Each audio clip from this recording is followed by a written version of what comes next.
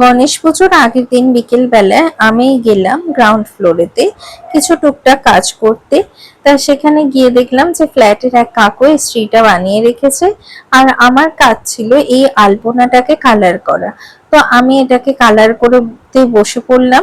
আমি একা কালার করিনি, আমি আর আমার সাথে ফ্ল্যাটেরই এক দিদি, এই যে ছোট্ট পুচকিটার মা, দুজন মিলে আমরা কালার করেছি।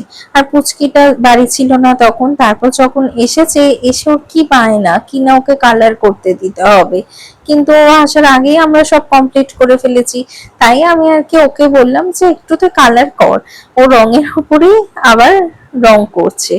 আর এখানে এখন বাজে রাত 11টা, দেখতেই পাচ্ছ সবাই হাই তুলছে, আর আমি বসে বসে এখানে দিচ্ছি আলপনা। আসলে ফ্ল্যাটের সবাই ভেতরে না চলে এলে এই এন্ট্রান্সটাতে আলপনা দেয়া একটু টাফ আছে, কেন বারবার ওঠানামা করতে হবে, সেইটাও একটা সমস্যা। তারপর কারোর পায়ে যদি মারিয়ে যায়।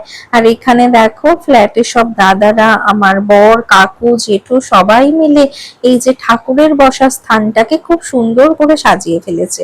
আর এই যে আমার আলপনার ফাইনাল লুক, আমি জানি খুব একটা ভালো হয়নি, কাঁচা হাতে একটু চেষ্টা করেছি আর কি, ব্যাস এটুকুই। এবার সবাই মিলে ওখানে গল্পও হচ্ছে, তার সাথে কাজও হচ্ছে। আর দেখো পুরোপুরি সাজানো শেষ হবার পর কত সুন্দর দেখতে লাগছে। এই যে তারা তারা আলোটা দেখছো না, এটা যে আমার কি পছন্দের কি বলবো।